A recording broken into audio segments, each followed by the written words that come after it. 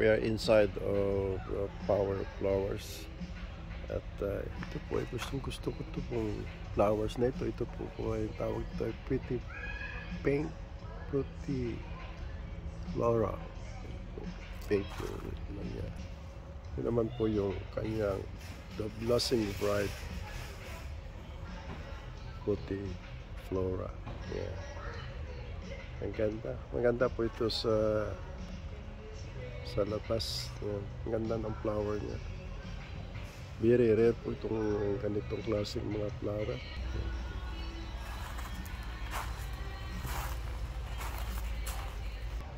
Ito po yung loob ng Power of Flowers. So, you know, the other one there. Ito naman po, yung tawag po dito ay kangaroo po. Bus monans. Yun po. Sa mga bus mo ito makikita ng mga flower na ito. Yun. Ang ganda. Ito naman kung gusto mo bumili ng mga hot chili, yan po yun. Oh. Ito mga seedling na ito. Yan. Ito ay tawag po dito isa, ito po ay capsicum. Yan. Yan, meron din po dito mga tomato. Kung gusto po tanim ng mga tomato, yun po isa ay parang cherry grapes. Yan. So marami ka pong mapagpipilian na mga seedlings. Gusto mo magtanim sa bahay po ninyo. Yan, mga litos. Yan. Yan naman po ay mga seedlings ng strawberry.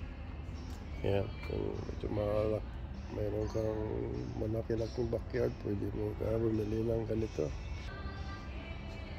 So marami po mga seedlings po dito na kung gusto mo po magtanim. Yan. Ay, pero dito, meron din po talong dito. Yan. Yan. Ito po yung mga indoor na pot. Yan. So, ganda po ito sa loob ng bahay.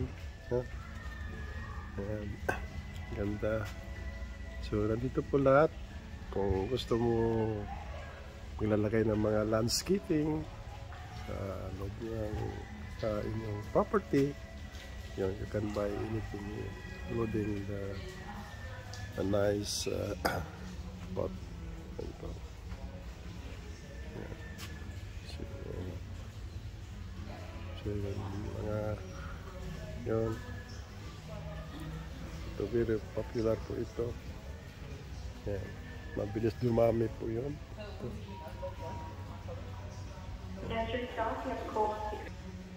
Yan, kung meron ka mga either indoor sa bahay ninyo o sa labas, yung mga lamisa, yan, nandito po lahat.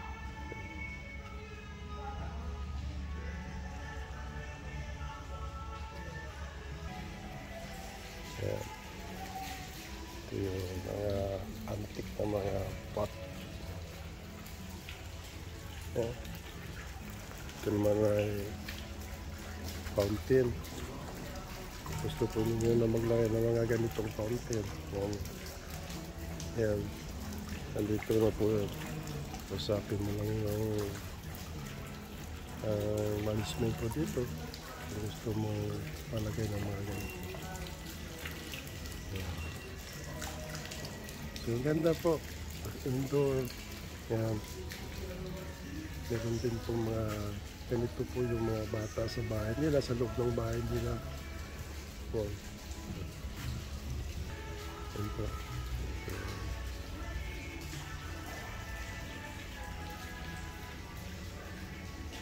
Mga tiles. Wow.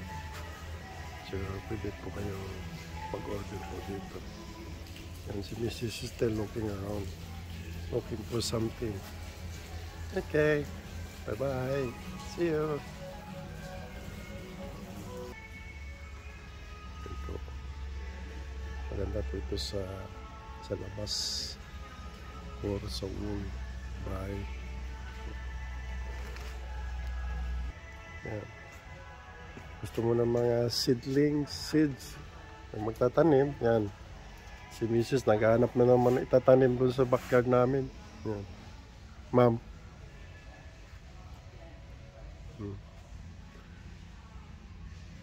Dami. Ito mga seeds na ito. Masipag ka lang, tsaka yung mga bulaklak, yan. Ay, tanong kaya itong doon sa tapat ng ano. Calendulia. Iba-iba. Yan po yung mga fertilizer naman. Yan. So, iba-iba po yung fertilizer ng orchids at saka mga normal na plant na mga plant. Yan. Ito po yung orchids na ito. Panoplosis orchids. Yan.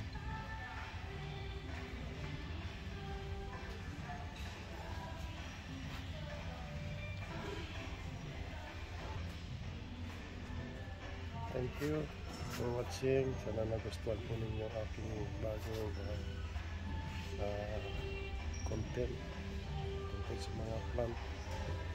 Bye!